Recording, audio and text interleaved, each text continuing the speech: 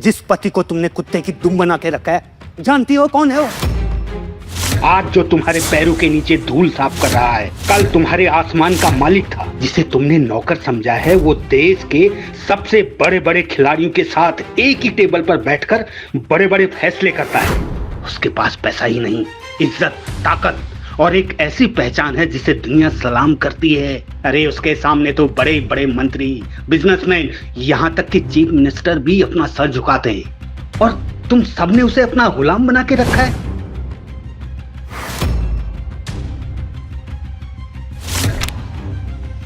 तुम सबका बाप है वो, बाप।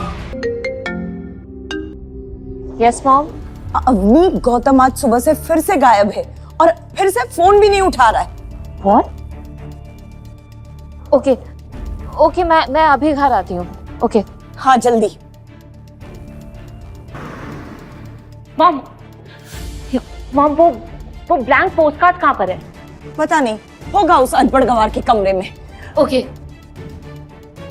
अवनी जल्दी से गौतम के रूम में गई। वहाँ उसने उन पोस्ट कार्ड्स को उलट पुलट कर देखा, मगर उसे कुछ समझ नहीं आया। कोई ब्लैंक पोस्टकार्ड्स के जरिए गौतम को कुछ इशारा तो नहीं कर रहा है?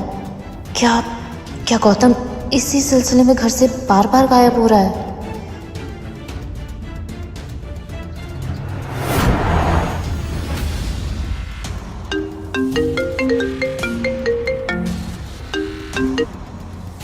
हाँ कबीर। हेलो अवनी, तुम्हारा ये अनपढ़ हस्बैंड बड़ा काम का चीज है यार। नहीं, सुबह मेरा ड्राइवर नहीं आया था तो मैंने कहा कि मेरी कार ऑफिस तक ड्राइव करके पहुंचा दूं, तो खुद ड्राइवर बन गया।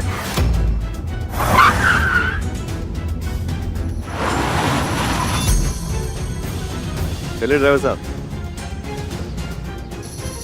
थोड़ी देर बाद गौतम घर पहुंचा तो उसके साथ कबीर भी वहां आया था। अवनी कबीर से नजरें नहीं मिला पा रही थी।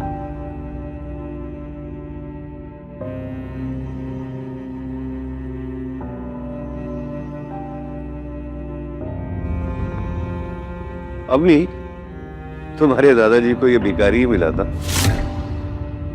वो कहीं ऐसा नहीं हो कि तुम लोगों का सारा कीमती सामान लेके एक दिन ये भाग जाए। ये गौतम कभी किसी को बैठकर जवाब क्यों नहीं देता? नल्ला पति है मेरा, क्या कबीर की बात सच हो सकती थी? मैं जरा कपड़े धो लेता हूँ।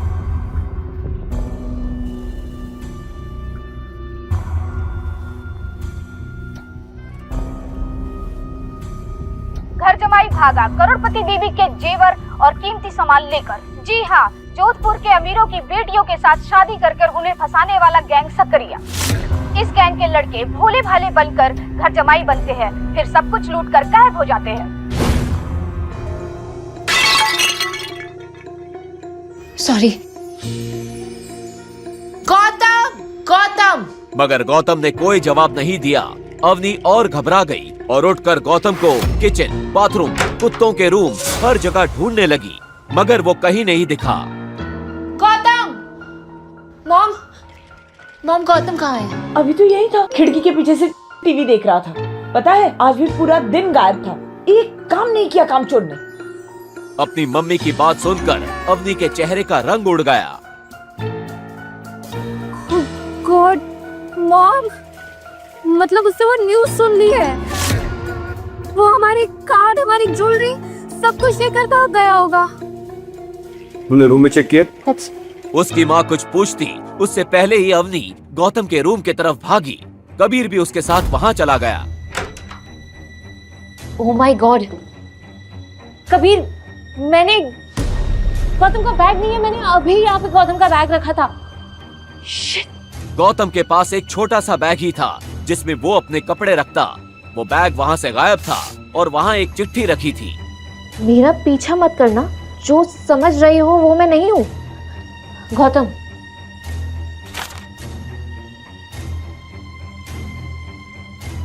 फोन स्विच ऑफ आ रहा है। लेट्स गो।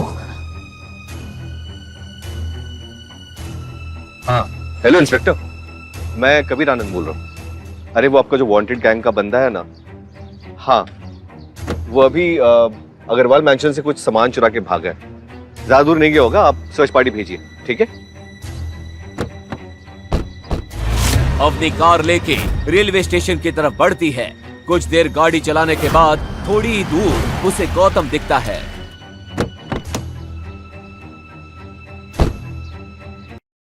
चोर कहाँ जा रहा है? हाँ? बैग निकाल।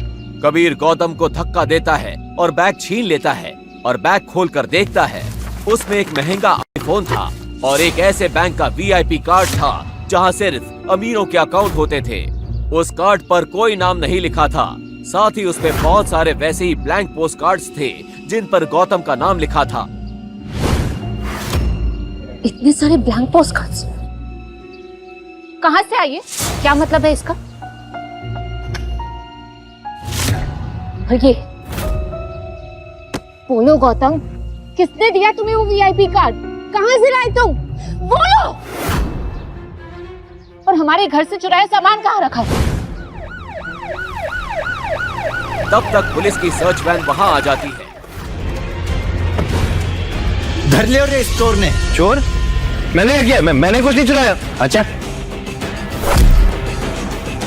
यही है इंस्पेक्टर साहब जो शोरूम पे चक्कर लगा रहा था, इसीने चोरी की है। दादी सा का बर्थडे गिफ्ट लेने के लिए गौतम शहर की सबसे महंगी और लग्जरियस ज्वेलरी शॉप के सामने खड़ा था। ग्लास के पीछे चमक रहे करोड़ों के डायमंड नेकलेस को देखकर वो कुछ सोच ही रहा था कि तभी अबे ओ भिखारी की औलाद, क्या देख रहे हैं यहाँ पे? यहाँ पे एक एक जेवर 5 लाख से शुरू होती है। तेरी औकात है क्या यहाँ पे? चल भाग यहाँ से। सिर्फ देख ही तो रहा हूँ, देखने के पैसे लगते हैं क्या? तेरी औकात है क्या देखने के? चल निकल। मैं तो सिर्फ सामने खड़ा था, मैंने कुछ नहीं चुराया। अच्छा, थाने चल, वहाँ के तेल भिगे डंडे हैं, तुझसे खुद उगलवा लेंगे कि तूने चोरी कैसे की और इतनी सी देर में हार किसने दे आया। चल ले चलो इसे। इंस्पेक्टर साहब आपको गलतफहमी हो रही है, मैंने कुछ नहीं चुराया। सर गलतफहमी हो रही है आपको इंस्पेक्टर साहब, मैंने कुछ नहीं किया, मैंने कुछ नहीं चुराया। इंस्पेक्टर साहब आप गलत समझ रहे हैं मुझे। पुलिस वाले गौतम को उठाकर थाने ले गए। अरे छोड़ो मुझे, छोड़ो, क्यों पकड़ा है मुझे तुम लोग? छोड़ो। आप गलती कर रहे हैं सर। जाके अंदर चुपचाप बैठ जा, वरना मार मार के अधमरा कर दूंगा। और सुन, उस कोने में मत बैठना, अभी तेरे जैसे एक चोर को इतना पीटा है कि साले का मुंह निकल गया है। इंस्पेक्टर साहब आपको गलतफहमी हुई है, मैं कोई चोर नहीं हूँ, मैं अवनी अग्रवाल का पति हूँ। क्या? अच्छा, तो तू है अग्रवाल फैमिली का वो निठल्ला घर जमाई, अमीर बीवी को लुभाने के लिए चोरी कर रहा था। डालो इसे अंदर। सर प्लीज मेरी बात सुनिए, मैंने कुछ नहीं किया है। देखिए आपको गलतफहमी हो रही है, सब मैंने कुछ नहीं किया है सर। हेलो अवनी मैम, अरे आप अपने रखेल जैसे पति को पैसे क्यों नहीं देते? यहाँ हमारा काम बढ़ जाता है। क्या हुआ इंस्पेक्टर? अरे आपका मन बहलाने के लिए आपका राजकुमार सुनार की दुकान से चोरी करता हुआ पकड़ा गया। What? अब ये चोरी भी करने लगा। इंस्पेक्टर, आपको उसे मारना है, पीटना है, आपको जो करना है आप करिए, मैं उसे छुड़ाने नहीं वाली हूँ। पता नहीं दादाजी ने किस चोर को मेरे गले बांध दिया। गौतम को भी अब समझ नहीं आ रहा था कि वो इस लॉकअप से कैसे निकलेगा। उधर इंस्पेक्टर भी उसकी एक भी बात सुनने को तैयार नहीं था और उसी से ज्वेलरी शॉप में चोरी हुई डायमंड नेकलेस निकलवाने के जिद पे अड़ा था।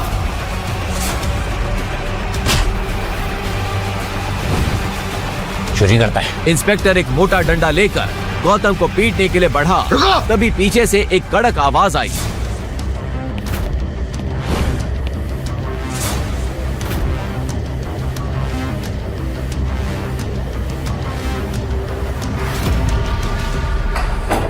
सर, तुम्हारी हिम्मत कैसे हुई?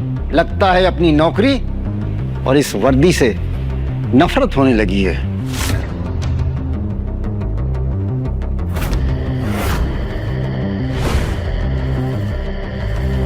हुकुम, आपको यहां जो परेशानी हुई उसके लिए मैं आपसे माफी मांगता हूं। सर, ये आप क्या कर रहे हैं सर?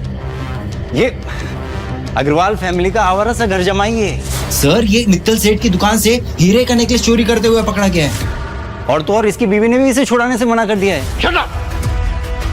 क्यों बेटा, अब तुम्हारा सस्पेंशन नहीं, सीधा टर्मिनेशन होगा। अरे जानते भी हो तुम ये किसको लेकर आए हो यहाँ पर? अरे अगर ये चाहे तो उस जैसे 10 ज्वेलरी शॉप खरीद कर मुझे वहां गार्ड बनाकर बिठा दें। फिर कमिश्नर ने अपने मोबाइल पर उस इंस्पेक्टर को कोई मैसेज दिखाया। वो देखते ही इंस्पेक्टर का चेहरा सफेद पड़ गया। सर, मुझसे भूल हो गई, अब मुझे प्लीज माफ कर दीजिए। सर रुको, मुझे क्षमा करें। आइए मैं आपको अपनी गाड़ी से घर छोड़ देता हूँ। ठीक है, मैं सब भूल जाऊंगा, लेकिन एक शर्त पे। हुकुम। आपको भी मेरा ये राज भूलना होगा। मेरे इस राज के बारे में कानो कान किसी को खबर नहीं होनी चाहिए, खासकर मेरी बीवी को। हुकुम। गौतम के इतना कहते ही पूरे पुलिस स्टेशन में हंगामा मच चुका था। लेकिन एक सवाल, क्या सच में गौतम कोई चोर था या इसके पीछे कोई गहरा राज छुपा था? और क्यों कमिश्नर ने उसे हुक्म कह के बुलाया? आगे एक ऐसा राज खुलेगा जो आपके होश उड़ा के रख देगा।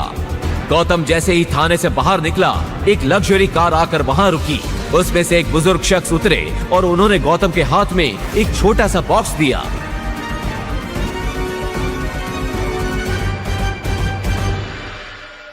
गौतम जल्दी जल्दी अवनी की दादी साथ गायत्री देवी के बर्थडे वेन्यू पर पहुंचा।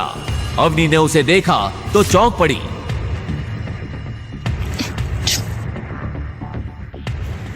यहाँ कहाँ से आ गए? चोर कहीं के। किसने छुड़ाया तुम्हें थाने से? वहीं पड़े पड़े सड़ जाते ना तो अच्छा होता। मैंने कोई चोरी नहीं की अवनी, ज्वेलरी शॉप के सामने खड़ा था, पुलिस ने पकड़ लिया। बड़ी मुश्किल से अपनी बेगुनाही का सबूत देकर आया हूँ। ठीक है ठीक है। कैसी सस्ती से गिफ्ट दिखाकर लेकर आए हो तुम? कितनी सस्ती पैकिंग है। छी। पैकिंग मैटर नहीं करती है, उसके अंदर गिफ्ट क्या है वो मैटर करता है ना। तुम देखोगे तो चौंक जाओगी। अरे दादी का गिफ्ट है, तुम क्यों खोल रही हो? उनको खोलने दो ना। Fine, whatever. लेकिन जब बाकी सब गिफ्ट दे रहे हो ना तो तुम चुपके से अपना बॉक्स साइड में रख देना, ओके? पता नहीं दादाजी ने किस जन्म का बदला लिया मुझसे। मुझे जैसे करोड़पति लड़की की शादी तुम जैसे गरीब के साथ करवा दी। ना पैसे है ना इज्जत। चले अभी? खड़ी क्यों, जाओ। थैंक यू बेटा। और तभी उस पार्टी में 4 चांद लगाने आई अवनी की cousin Shanaya. Expensive black dress पहने, हाथ में गोल्डन गिफ्ट लिए। जैसे ही उसने एंट्री ली, पूरी पार्टी की नजर उसी पर टिक गई। सबके बीच से गुजरती हुई वो सीधा दादी सा की तरफ बढ़ गई। अरे शनाया, तुमको क्या जरूरत थी गिफ्ट लाने की? दादी क्या बात कर रहे हो? आपका बर्थडे और मैं खाली हाथ आ जाऊं? बिल्कुल भी नहीं। देखो देखो, इम्प्रेस हो जाओगे। ऐसी बात है, फिर तो देखना पड़ेगा। दादी साहब, मुझ पे भरोसा नहीं है तो मिस्टर पारेख से पूछ लीजिए। वो तो राजस्थान के सबसे बड़े डायमंड मर्चेंट है ना। मिस्टर पारेख?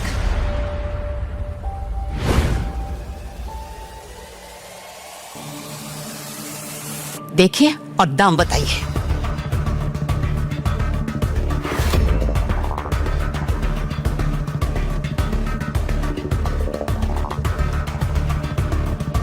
किसी ने नकली डायमंड को असली डायमंड की तरह तराशने की कोशिश की है। मेरी बरसों की पारखी नजर धोखा नहीं खा सकती। किसी ने सनाया जी को ठग लिया है। अब किसी ने सनाया जी को ठगा है या फिर वो खुद बढ़ा चढ़ा के इसके पैसे बता रही हैं, तो शनाया जी ही जाने। सनाया जी, अब आप बताएंगे कि मैं बताऊं? अरे मिस्टर पारेख, मैं ही बता देता हूं।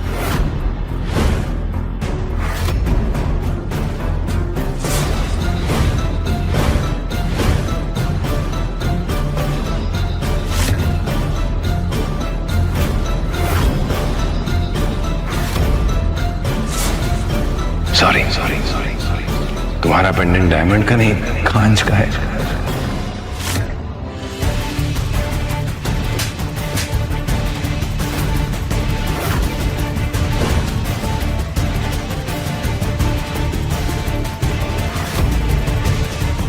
तेरी इतनी औकात कि मेरी पोती के लिए बोले?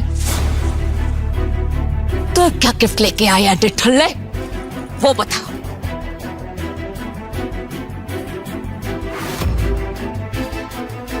ये भी 2 कौड़ी का होगा। मिस्टर पारेख, मौका लगे तो इस तोहफे को भी परख लीजिएगा। आज से बल्कि अभी से मैं इस अग्रवाल खानदान से सारे नाते तोड़ता हूं। लालिसा, थप्पड़ नहीं मारना चाहिए था। जिस कुत्ते को आपने 2 साल तक पाला वो आज ये घर छोड़ के जा रहा है, लेकिन एक दिन आएगा कि आप खुद अपने घुटनों के बल बैठ के माफी मांगेंगे, तब बात करेंगे। अपने कहे इन शब्दों के गुरूर में गौतम पार्टी से चला गया। उसके इस तेवर से पार्टी में आए मेहमानों का मनोरंजन तो हुआ ही था, लगे हाथ अवनी की बेइज्जती भी हो गई थी। गौतम, लेकिन गायत्री देवी को पहली बार गौतम की बातों में एक रॉयल अंदाज दिखा था।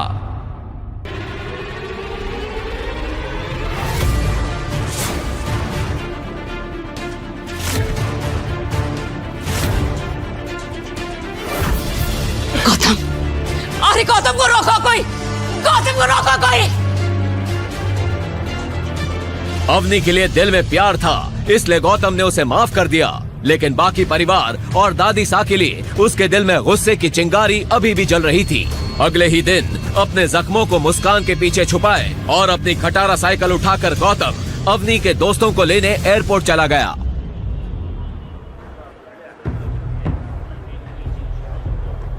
प्लेन लैंड करे 20 मिनट हो चुके थे।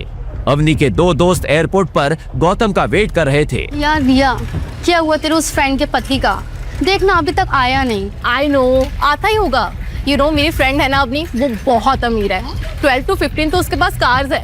चूज ही नहीं कर पा रही होगी कि आज कौन सी लेके जाए। तभी वहाँ खुद अवनी कैब से आ पहुंची। Hi, how are you? Good, and I am so sorry, I am late. Gautam, एक मिनट, just call him. Hello Gautam, कहाँ हो तुम? तुम्हें यहाँ मुझसे पहले होना था ना? बस अपनी में आ ही गया। और क्या हुआ, तुम ऐसे हाफ क्यों रहे हो? हाँ पहुंच रहा हूँ। जल्दी आओ, ही इज जस्ट कमिंग। अभी आ रहा है।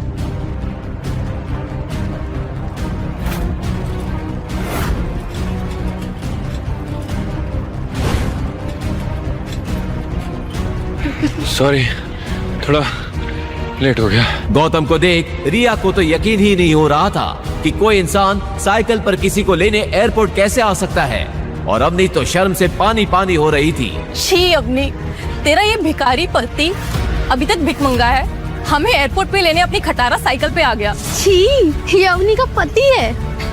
मुझे तो लगा कोई भिखारी है। ये साइकिल वही थी जिससे गौतम दूल्हा बनकर अपने ससुराल में आया था, और जिसे देख सब हंस हंस के लोटपोट हो गए थे। अवनी की कजन शनाया ने तो उसका बड़ा मजाक बनाया था। वाह, क्या बात है दीदी, तुम्हारा दूल्हा तो कमाल का है। दूसरों के दूल्हे कार से, हेलीकॉप्टर से एंट्री लेते हैं, तुम्हारा वाला तो मस्त साइकिल से आया है। अवनी, अभी भी समय है, भाग जा इस शादी से, वरना आज तो तेरी फैमिली तुझ पे हंस रही है। कल को ये पूरा शहर इस बात का मजाक उड़ाएगा कि इतनी खूबसूरत और करोड़पति पत्नी का पति एक भीख मंगा है।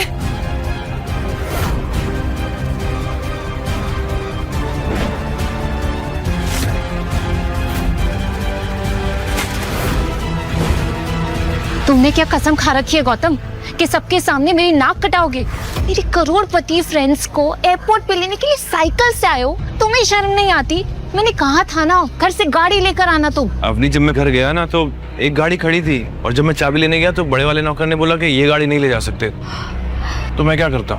God, I can't with you, Gautam. You know, तुम वो घंटा हो जैसे कोई भी बजा के चला जाता है। घंटा?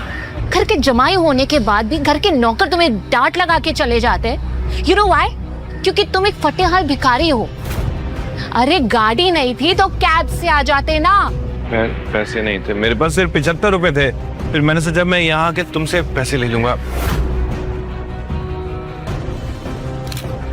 You know what? थोड़े पैसे मुझसे ले लो और जाके जहर लेकर आ जाओ। तुम जैसे भिखमंगे पति होने से बेटर है कि मैं मर जाऊं। You know what? अभी हम शहर के सबसे बड़े होटल उमेद भवन जा रहे हैं। तुम वो सामान गाड़ी में रखोगे और फिर अपनी साइकिल से पीछे पीछे आओगे और वहां रूम में सामान रखवाओगे। यही तुम्हारी सजा है। अवनी की सहेलियों की हंसी और तानों के बीच गौतम ने बिना कुछ कहे सारा सामान गाड़ी की डिक्की में रखा और चुपचाप सिर झुकाए अवनी के सामने जाकर रुक गया। और तुम अपनी ये खटारा साइकिल लेकर हमारे पीछे पीछे आओ।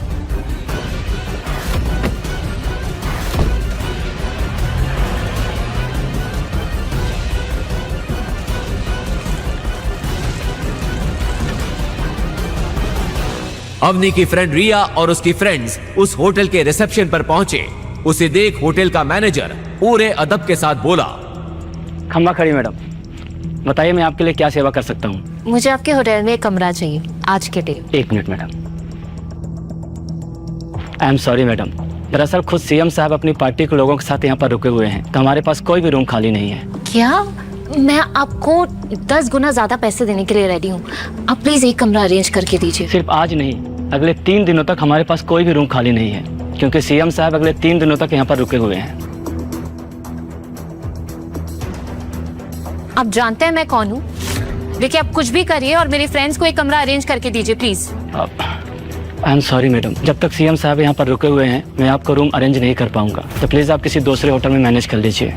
क्या यार रिया, तू तो बहुत बड़ी बड़ी बातें बोलती थी अवनी के बारे में कि इस शहर के सबसे बड़े खानदान से है, और ये क्या एक रूम तक अरेंज नहीं कर पाई। हाँ यार अवनी, मुझे सच में लगा था तू है तो सब सही होगा, लेकिन ये क्या? I am sorry guys, trust me, अगर ये सीएम का इशू नहीं होता ना तो हम इसी होटल में रुकते। पास में एक डेन है। वेल, इस होटल जैसा तो नहीं है पर वो भी काफी अच्छा है। Let's go there please. Let's go. वो कुछ कदम आगे चले ही थे कि गौतम वहां आ पहुंचा। सॉरी, ओ देर हो गई, सॉरी, बहुत लंबी चढ़ान आ गई थी। तुम लोग अभी तक चेक इन नहीं किया? क्या हुआ, सब ठीक तो है ना? सब ठीक कैसे होगा? मेरे दिन की शुरुआत तुम्हारी शक्ल देखकर जो होती है। जब से तुम आए हो ना कुछ सही नहीं है। काश तुम्हारी जगह इस मैनेजर से शादी कर ली होती तो आज कुछ जुगाड़ हो जाता। अरे सर, सर आप यहाँ?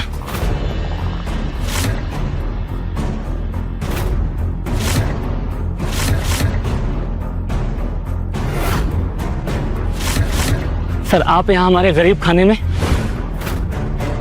सर हम धन्य हो गए सर। सर हमारा सौभाग्य सर कि आप सर यहाँ पर आए। सर अब आप आ ही गए हैं तो मैं आपको अपने होटल का सबसे लग्जरियस रूम बुक कर देता हूँ। ये क्या बकवास है? हमारे लिए आपके पास अगले 3 दिन तक कोई कमरा नहीं है और इस भिखारी के लिए स्पेशल रूम। हाउ? क्या कहा आपने? भिखारी? लगता सर के बारे में आपको मालूम नहीं है गौतम साहब। और इससे पहले कि वो मैनेजर आगे कुछ कहता कि अंदर खबर फैल गई। जैसे ही अंदर खबर फैली कि गौतम उमेद भवन में आया है, अंदर से राज्य के सीएम गौतम सर अपने सभी नेताओं के साथ बाहर आए। और फिर जो हुआ उसे देखकर तो अवनी, रिया और उसकी सहेलियां लगभग बेहोश हो गईं।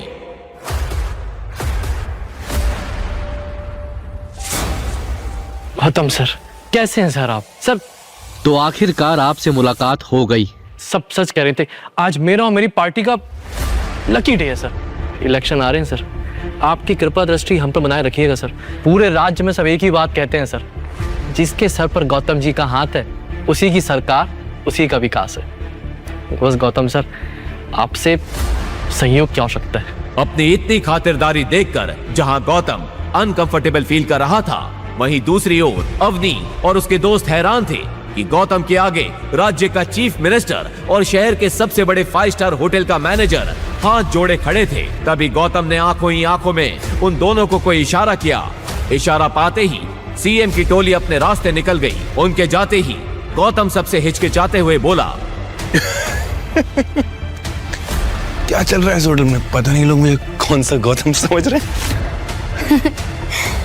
तभी तो मैं ये सोचूं कि गौतम जैसे भिखमंगे के साथ सीएम सर हाथ क्यों मिला रहे थे।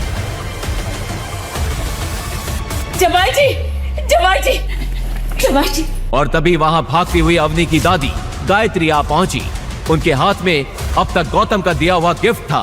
जमाई जी, हमें माफ कर दीजिए, हमसे बहुत बड़ी भूल हो गई। हमारे घर में हीरा था और हमने उसकी कदर नहीं की। जब तुम्हारा तोहफा देखा तब मुझे समझ में आया कि हम कितने बड़े बेवकूफ थे। तुम्हारा तोहफा तो करोड़ों रुपयों के हीरे जवाहरात से भी ऊपर है। हमसे बहुत बड़ी भूल हो गई, हमें माफ कर दो। जवाई जी, हमें माफ कर दो।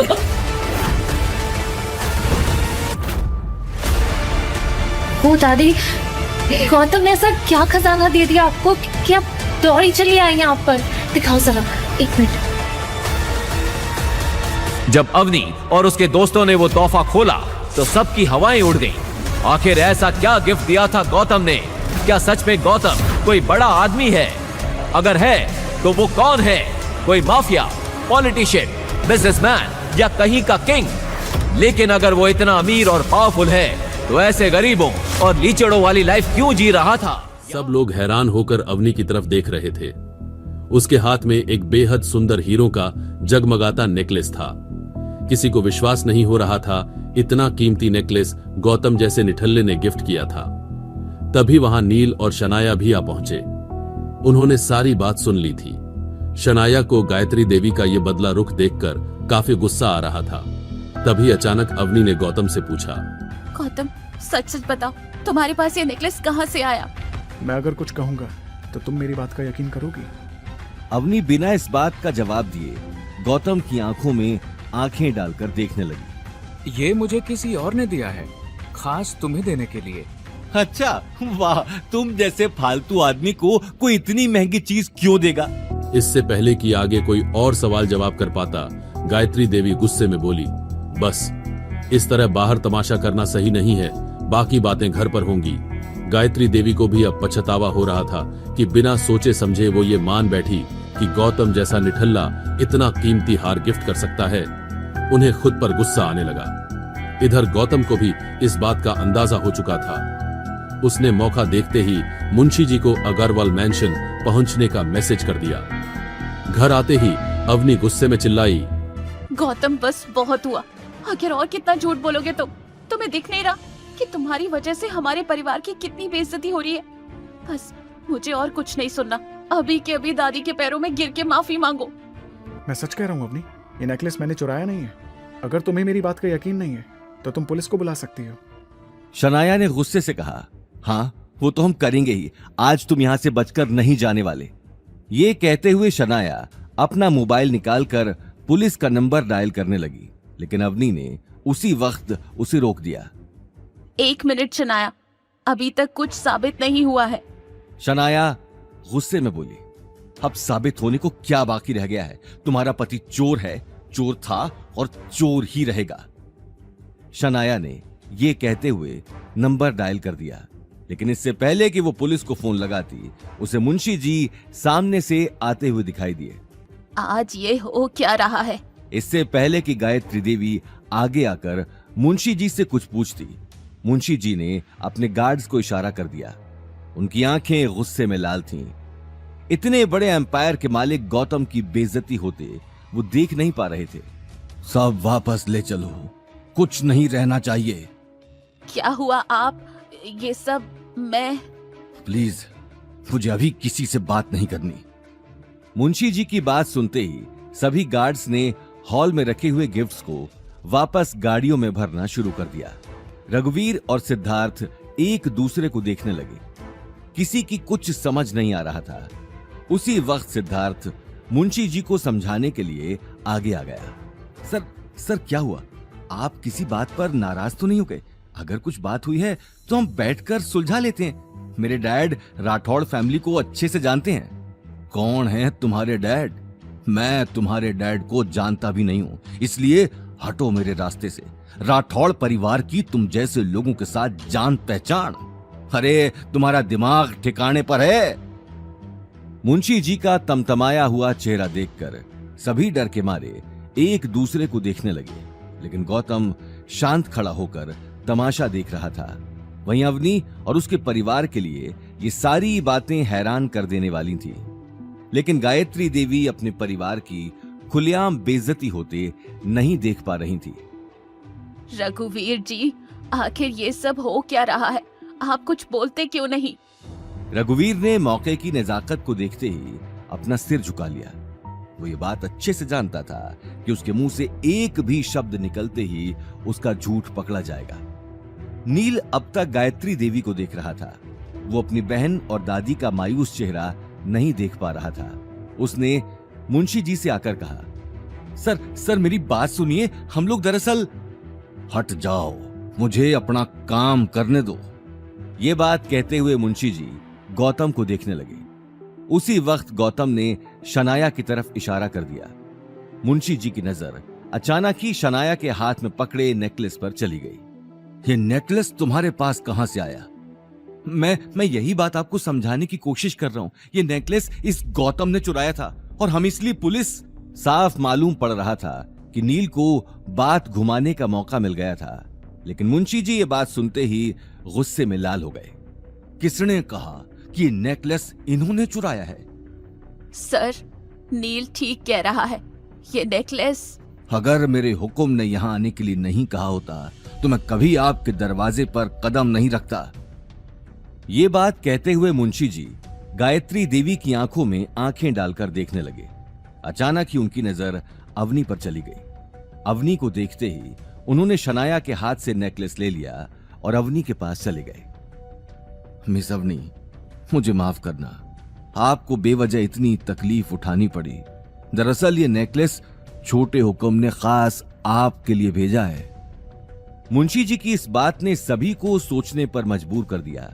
सभी को यकीन हो चुका था कि कुछ देर पहले जो गौतम बोल रहा था वो सही था, लेकिन अवनी को अभी तक अपनी आंखों पर यकीन नहीं हो रहा था। मेरे लिए भेजा? लेकिन क्यों? ये बात सुनकर मुंशी जी गौतम को देखने लगे। क्योंकि हमारे छोटे हुक्म आपको पसंद करते हैं और इसलिए उन्होंने आपके लिए एक छोटा सा नजराना भेजा है, और ये सारे गिफ्ट भी उन्होंने ही यहां भेजे हैं। गायत्री देवी ये बात सुनते ही हैरान रह गई। साथ ही गीता और अनिल को भी यकीन नहीं हो रहा था, लेकिन सबसे ज्यादा हैरानी अवनी को थी, क्योंकि जिस आदमी ने उसके लिए गिफ्ट भेजा था, अवनी ने आज तक उस आदमी को देखा भी नहीं था। मुझे कुछ समझ नहीं आ रहा, आखिर कौन है आपके छोटे हुक्म? ये सवाल सुनते ही मुंशी जी और गौतम एक दूसरे को देखने लगे, लेकिन गौतम ने उसी वक्त इशारे से अपने बारे में बताने से मना कर दिया। वक्त आने पर आपको सब पता चल जाएगा। अभी मैं आपको कुछ नहीं बता सकता, अभी मुझे चलना चाहिए। ये बात कहते ही मुंशी जी तुरंत वहां से निकल गए। अवनी एक पल के लिए खामोश खड़ी थी। आज उसके सामने एक ऐसा सच था जिसे वो आसानी से एक्सेप्ट नहीं कर पा रही थी, लेकिन अगले 1 साल बाद इसी सच्चाई से उसका सामना होने वाला था। अवनी को इस बात का ख्याल आते ही मुंशी जी को रोकने के लिए वो गेट से बाहर जाने लगी। लेकिन बिना आपके हुक्म के बारे में जाने मैं ये नेकलेस नहीं ले सकती। मुंशी जी वहां से जा चुके थे। अब सभी लोगों की नजर अवनी और गौतम पर टिकी थी। पूरे हॉल में सन्नाटा छा चुका था। उसी वक्त गौतम ने सन्नाटे को तोड़ते हुए कहा, अवनी, मैंने कहा था कि मैंने नेकलेस नहीं चुराया। गौतम की आवाज सुनते ही अवनी को अपनी गलती का एहसास हो गया, लेकिन वहीं दूसरी तरफ गायत्री देवी को बहुत बड़ी अपॉर्चुनिटी सामने नजर आ रही थी। गायत्री देवी सिर्फ पैसों के पीछे ही भागती थी। उम्र बढ़ने के साथ साथ उसके दिमाग में पैसों का भूत बढ़ता जा रहा था, और अब तो अवनी जैसा बहुत बड़ा बैंक उसके सामने था, जिस पर जोधपुर का शाही परिवार दिल लुटा बैठा था। ये बात सोचते ही उसके दिल में अवनी के लिए अपना नजरिया चेंज हो गया, और उन्होंने प्यार से अवनी के कंधे पर हाथ रखा। अवनी, तुमने कभी मुझसे इस बात का जिक्र नहीं किया कि तुम इतने बड़े परिवार को जानती हो, और तो और दादी सा आपको गलतफहमी हुई है। मुझे खुद इस बात का कुछ अंदाजा नहीं है। बस अब कितना छुपाओगी? सच कहूँ तो गलती मेरी ही है। मैंने कभी तुमसे अच्छे से बात नहीं की, हमेशा तुम्हें डांटा। बेटा मुझे माफ कर दो, लेकिन इस तरह अपनी दादी सास से कुछ छुपाओ तो मत। अचानक गायत्री देवी का बदला हुआ रूप देखकर शनाया का चेहरा गुस्से में तमतमा गया। वहीं गीता और अनिल हैरान रह गए और एक दूसरे को देखने लगे। एक ही झटके में पार्टी में आए हुए लोगों की नजरों में अवनी के लिए इज्जत बढ़ गई और गीता ये मौका हाथ से नहीं जाने देने वाली थी। लेकिन इससे पहले कि गीता आगे कुछ बोलती, अवनी ने कहा, दादी सा अब मैं कैसे समझाऊं कि मैं। ठीक है अवनी बेटा, अब अपने दिमाग पर इतना जोर मत डाल। मासा अब अवनी की उम्र ही क्या है, और ऊपर से मेरी बेटी मेरी तरह ही इतनी ब्यूटीफुल भी है। हो सकता है अवनी ने जोधपुर के छोटे हुकुम को नहीं देखा हो, लेकिन उनकी नजर तो मेरी बेटी के ऊपर पड़ गई है। ये बात कहते हुए गीता गायत्री देवी को देखने लगी। अवनी बेटा देख, तकदीर खुद तेरे पास आई है, इसीलिए आज मेरी बात को मत टालना। तो प्लीज इस गौतम को डिवोर्स दे दे और जोधपुर के छोटे हुकुम। जिंदगी में पहली बार तुम्हारी माँ ने कोई ढंग की बात की है। मेरा भी यही कहना है कि जितनी जल्दी हो सके इस गौतम को तलाक दो। वैसे भी जब से तुम्हारी इससे शादी हुई है तब से। गायत्री देवी गौतम के पास आकर उसकी आंखों में देखने लगी। अवनी अब गौतम के खिलाफ नहीं सुन सकती थी। वो अगले ही पल गौतम और गायत्री देवी के बीच आकर खड़ी हो गई। बस दादी सा, इस बार गौतम की कोई गलती नहीं थी। उसके बावजूद भी आप लोगों ने उसे इतना कुछ कहा, लेकिन अब और नहीं, और मैं गौतम को डिवोर्स नहीं देने वाली।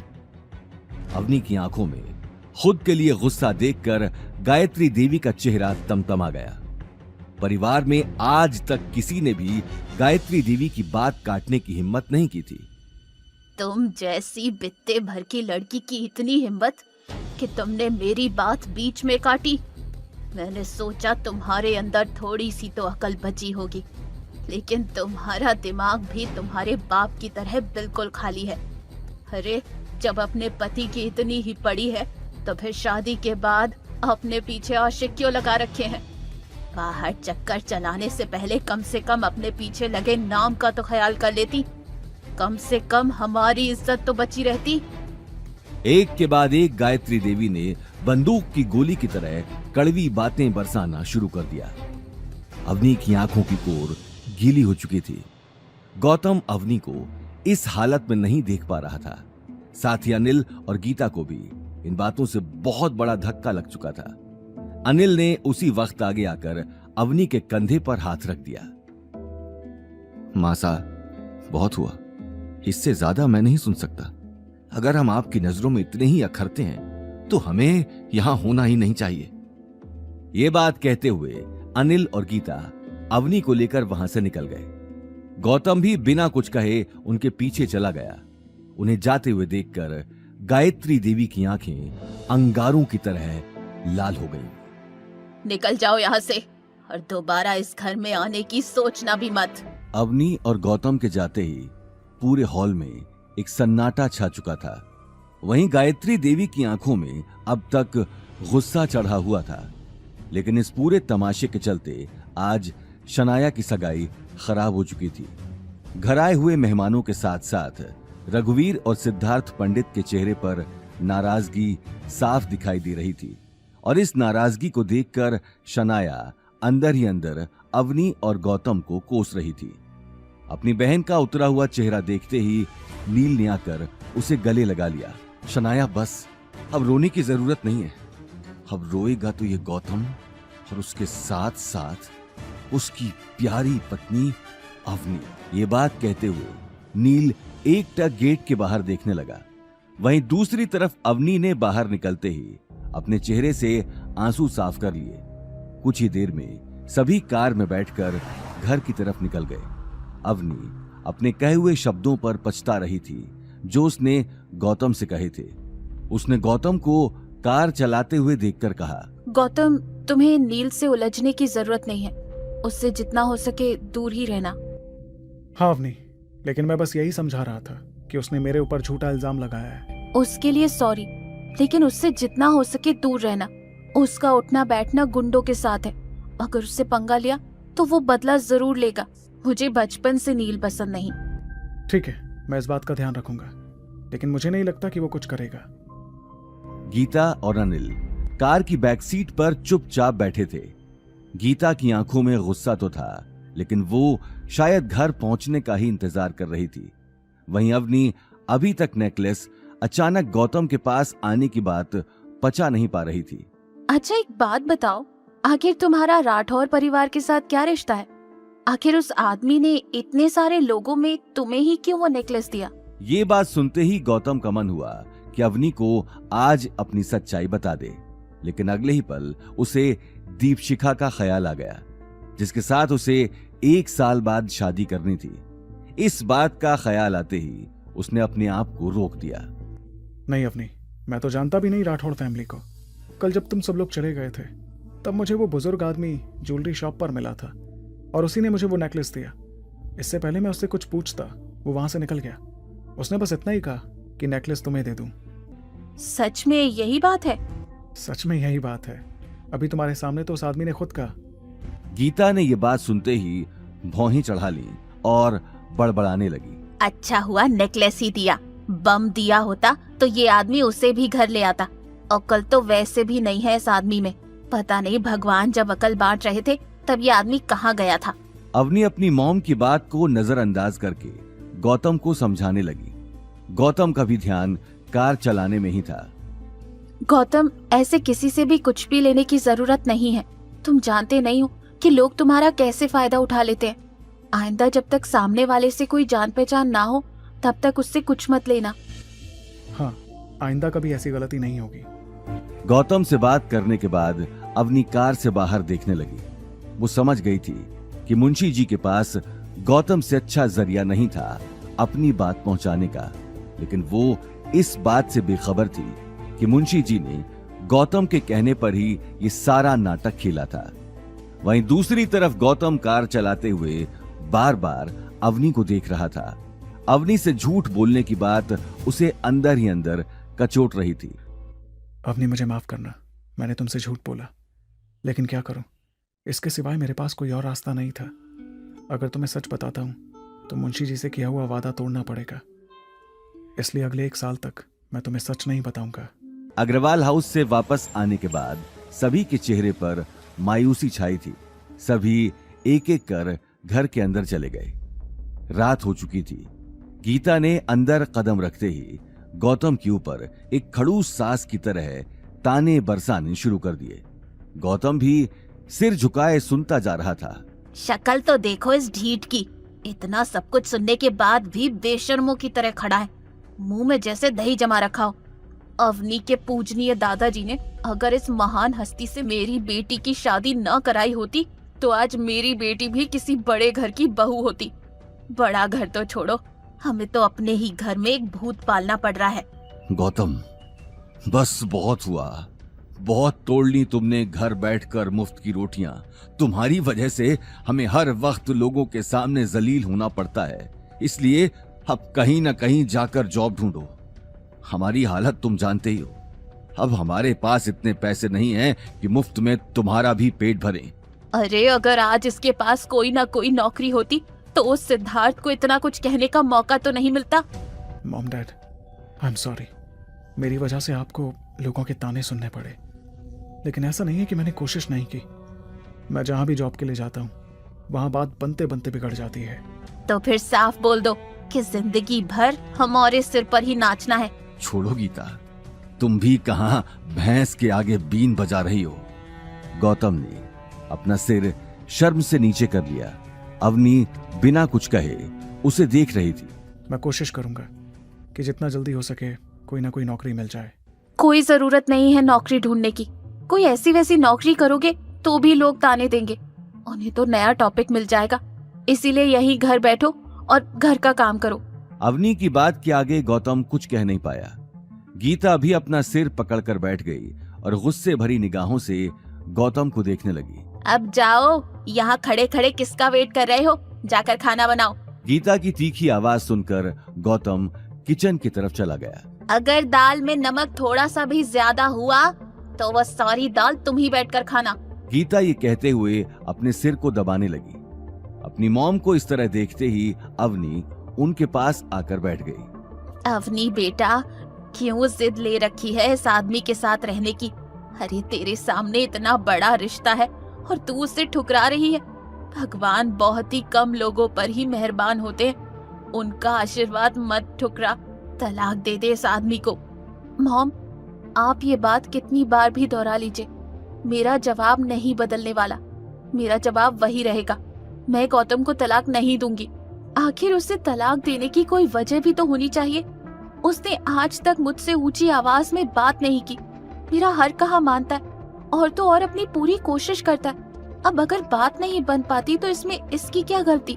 गीता ये बात कहकर सोफे से उठकर वहां से जाने लगी। तुझे तो कहना ही बेकार है, जब अपने बच्चे ही खुद की जिंदगी बर्बाद करने के ठान चुके हो तो माँ बाप भी क्या करेंगे? ये बात बड़बड़ाकर गीता कमरे में चली गई। अनिल भी परेशान होकर दरवाजे से बाहर निकल गया। वहीं गौतम ने किचन में रहकर अवनी की ये बात सुन ली थी। आज खुद के लिए अवनी के दिल में जगह देखकर उसे मन ही मन बहुत खुशी हो रही थी।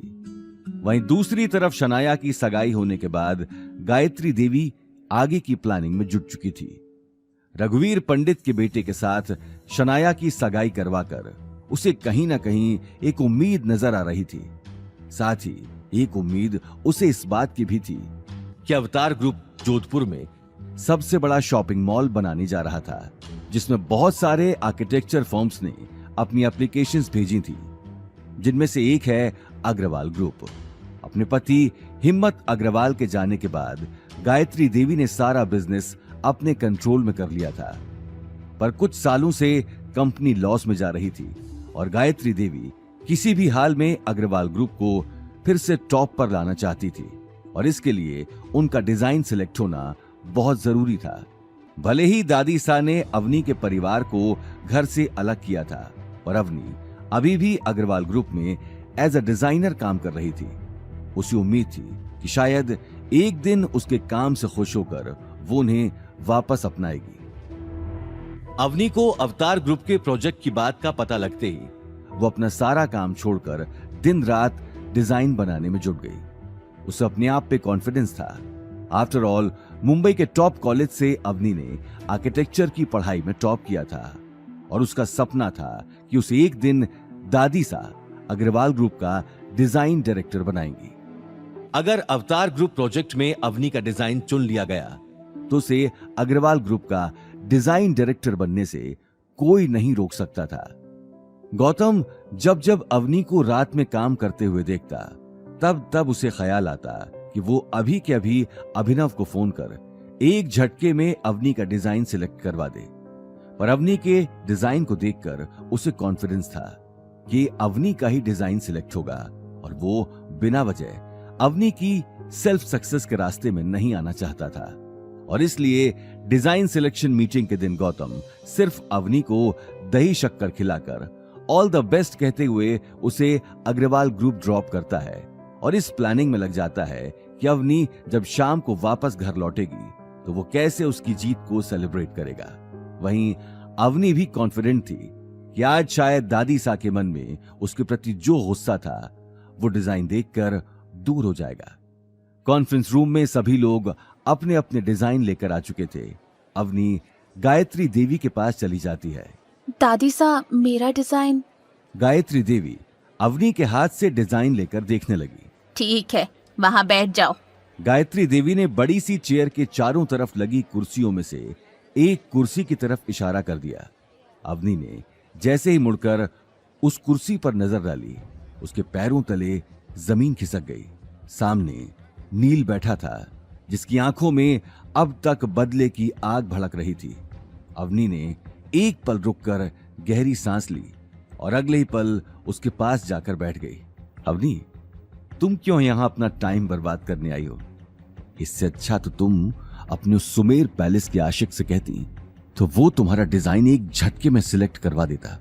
ज्यादा से ज्यादा क्या होता, तुम्हें उसके साथ एक रात ही तो गुजारनी पड़ती। मेरी छोड़ो, भूलो मत सिर्फ दादी सा की वजह से ही तुम इस कुर्सी पर बैठे हो, वरना तुम ये जगह डिजर्व नहीं करते। तुम्हारा आर्किटेक्ट और डिजाइनिंग से दूर दूर तक कोई लेना देना नहीं है। नील ये बात सुनकर अपने आसपास देखने लगा। हालांकि गुस्से से उसका शरीर गर्म हो चुका था, लेकिन इस वक्त वो बात आगे बढ़ाकर गायत्री देवी की इज्जत खराब नहीं करना चाहता था, पर वो अवनी को बिना सबक सिखाए ऐसे जाने भी नहीं देना चाहता था। देखते ही देखते वो घड़ी आ जाती है जिसका सभी को इंतजार था। कॉन्फ्रेंस रूम में अवनी और घर में गौतम दोनों बेसब्री से इंतजार कर रहे थे उस पल का जब गायत्री देवी अवनी का नाम लेगी गौतम से, और रहा नहीं जाता और वो अवनी को कॉल लगाता है, पर अवनी गौतम का कॉल नहीं उठाती है। कुछ घंटों बाद वो फिर से अवनी को कॉल करता है, पर अवनी का कॉल स्विच्ड ऑफ आता है। गौतम अब टेंशन में आ जाता है। उसे बहुत ही स्ट्रॉन्ग फीलिंग आती है कि अवनी ठीक नहीं है। वो अवनी के ऑफिस में लैंडलाइन पर कॉल करता है और उसे पता चलता है कि अवनी बहुत पहले ही ऑफिस से निकल चुकी थी। गौतम अवनी को ढूंढने जाने ही वाला होता है कि तभी उसे डोरबेल की आवाज सुनाई दी। गीता हॉल में ही बैठकर टीवी देख रही थी। गौतम ने किचन से बाहर निकलकर जैसे ही दरवाजा खोला तो वो भौचक्का रह गया। सामने अवनी खड़ी थी और उसके चेहरे का रंग पूरी तरह से उड़ा हुआ था। इससे पहले कि गौतम कुछ पूछता, अवनी बिना कुछ कहे अपने कमरे में चली गई। अवनी का इस तरह वहां से चले जाना गौतम को समझ नहीं आया। उसने एक नजर गीता को देखा, लेकिन गीता की आंखें टीवी में चल रहे प्रोग्राम पर थीं। गौतम अगले ही पल अवनी के पीछे चला गया। रूम में जाते ही उसने देखा अवनी खिड़की के पास खड़ी थी। गौतम की बेचैनी अब बढ़ती जा रही थी। वो हिम्मत करके अवनी के पास चला गया। अवनी, क्या हुआ? तुम ऐसे परेशान क्यों हो? उस नील ने कुछ किया क्या? गौतम प्लीज मुझे थोड़ी देर के लिए अकेला छोड़ दो। ये बात सुनकर गौतम दरवाजे की तरफ बढ़ गया, लेकिन तभी उसके कदम रुक गए। क्या हुआ? तुम्हारा डिजाइन सेलेक्ट नहीं हुआ? ये बात सुनते ही अवनी की आंख से आंसू गिरकर उसके गालों पर आ गए। हाँ, मैं फेल हो गई गौतम। इम्पॉसिबल, तुम फेल हो ही नहीं सकती। तुम्हारा डिजाइन परफेक्ट था। तुम्हें क्या पता परफेक्ट डिजाइन क्या होता है? सॉरी गौतम, आई नो तुम सिर्फ मुझे चीयर अप करने की कोशिश कर रहे हो, पर मुझे इस बात का इतना दुख नहीं है कि मेरी डिजाइन सिलेक्ट नहीं हुई, जितना दुख इस बात का है कि दादी ने नील का डिजाइन सिलेक्ट कर लिया है। क्या दादी सा ऐसा कैसे कर सकती हैं? तुम्हारे डिजाइन से मुकाबला वो नील कभी नहीं कर सकता। तुम्हारी डिजाइन सच में बेस्ट थी। अब क्या फर्क पड़ता है मेरा डिजाइन कैसा था, कितना अच्छा था? इन सब बातों का अब कोई मतलब नहीं है। मुझे अभी तक इस बात पर यकीन नहीं हो रहा। आखिर दादी साथ तुम्हें और नील को कंपेयर भी कैसे कर सकती हैं? I mean, वो कहां और कहां तुम? अवनी, इन सबके पीछे जरूर कुछ ना कुछ गड़बड़ है। अगर कुछ गड़बड़ है तो भी मैं कुछ नहीं कर सकती। दादी सा ने नील का डिजाइन दिखाने से भी मना कर दिया। उन्होंने कहा कि ये कंपनी पॉलिसी के अगेंस्ट है। एक बार डिजाइन अवतार में सबमिट होके सिलेक्ट हो जाए तभी वो हम सबको डिजाइन दिखाएंगी, ताकि वो डिजाइन लीक ना हो। आज नहीं तो कल लोगों को सच तो पता लग ही जाएगा, क्योंकि दादी सा को डिजाइन सबके सामने लाना तो पड़ेगा ही। ज्यादा दिन तक वो छुपा कर तो नहीं रख सकती।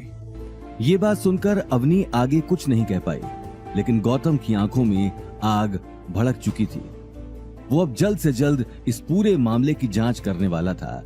उसे पक्का यकीन था कि गायत्री देवी ने जानबूझ के अवनी के साथ पिछले दिनों का बदला लिया है। और गौतम का शक सही साबित होता है जब अग्रवाल ग्रुप में दादी सा नील को डिजाइन अवतार ग्रुप में सबमिट करने के लिए देती हैं, और नील डिजाइन को देखकर शॉक्ड हो जाता है, क्योंकि वो उसका बनाया हुआ डिजाइन नहीं है बल्कि अवनी का डिजाइन है। दादी सा, इसका मतलब आपने अवनी का डिजाइन मेरे नाम से रिप्रेजेंट किया है? हाँ, ये डिजाइन अवनी का ही है, लेकिन वो मेरी कंपनी में डिजाइन डायरेक्टर की पोस्ट डिजर्व नहीं करती। वैसे भी उसने और उसके पति ने मिलकर हमारे परिवार के नाम पर कीचड़ मल रखा है। अब मैं परिवार का नाम इससे ज्यादा खराब होते हुए नहीं देख सकती हूँ। तुम अग्रवाल परिवार का होने वाला कल हो और तुम ये ज्यादा डिजर्व करते हो।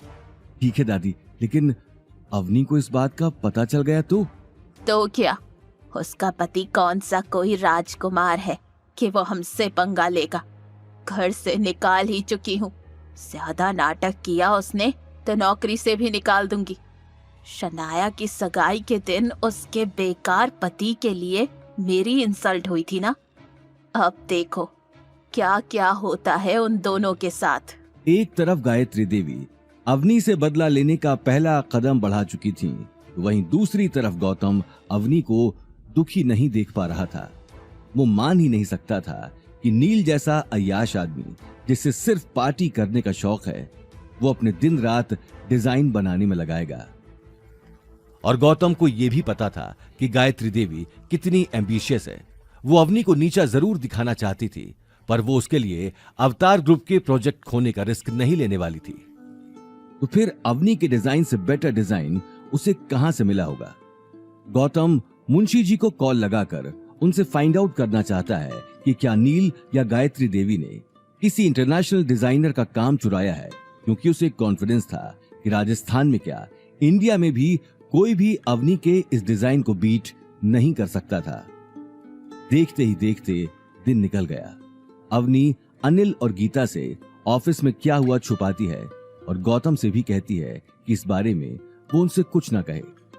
अवनी ऑफिस के लिए निकली और अभी भी उसकी आंखों में वही मायूसी छाई हुई थी। गौतम अवनी के साथ ऑफिस जाना चाहता था।